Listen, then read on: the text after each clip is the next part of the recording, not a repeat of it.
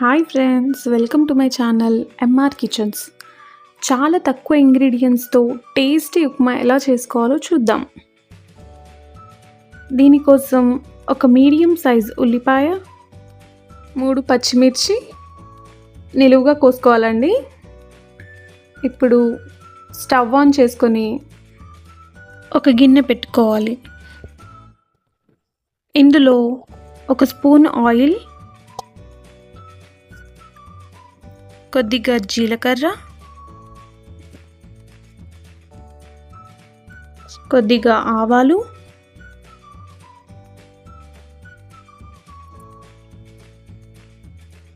కొన్ని పల్లీలు వేసుకోండి. మీ దగ్గర జీడిపప్పు ఉంటే జీడిపప్పు కూడా వేసుకోవచ్చు, చాలా బాగుంటుందండి. ఇది కొంచెం వేగాక కట్ చేసుకున్న పచ్చిమిర్చి వేసుకోవాలండి.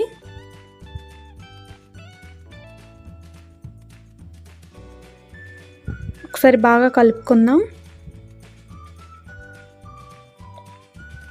ఇప్పుడు ఇందులోకి మనం కట్ చేసి పెట్టుకున్న ఆనియన్స్ కూడా యాడ్ చేద్దాం.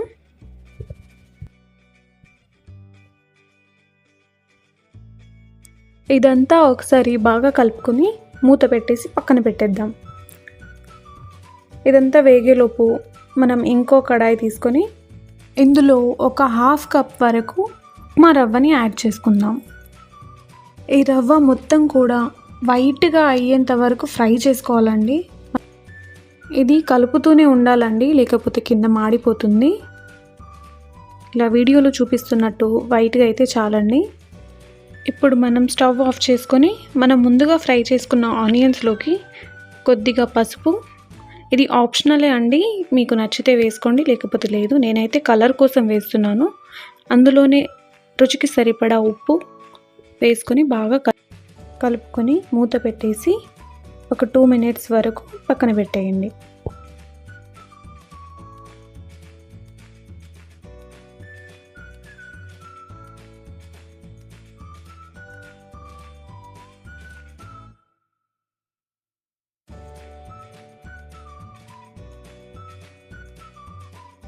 ఇప్పుడు మూత తెరిచి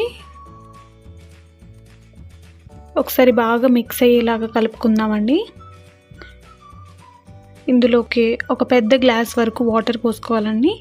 వాటర్ కొంచెం ఎక్కువగానే పోసుకోవాలండి, మనకు ఉప్మా అనేది గట్టి పడకుండా సాఫ్ట్గా వస్తుంది. ఇదంతా కూడా బాయిల్ అయ్యేంత వరకు మూత పెట్టుకొని బాగా మరిగించుకోవాలండి. ఇలా మరుగుతున్నప్పుడు మనం ఫ్రై చేసి పెట్టుకున్న రవ్వ మొత్తాన్ని కొద్ది కొద్దిగా వీడియోలో చూపిస్తున్నట్టు వేసుకోవాలండి. కలుపుతూనే ఉండాలి ఇదంతా వేసుకునేటప్పుడు.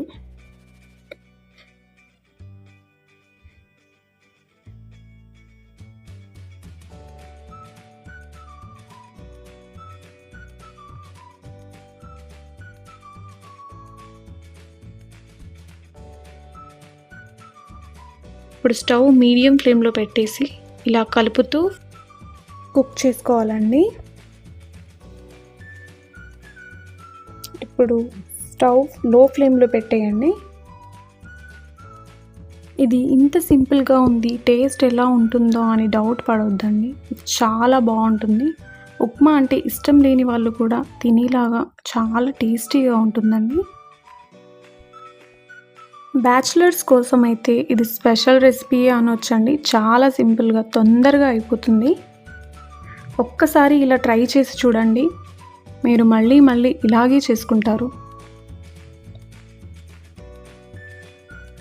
అంతేనండి, మన టేస్టీ ఉప్మా రెడీ.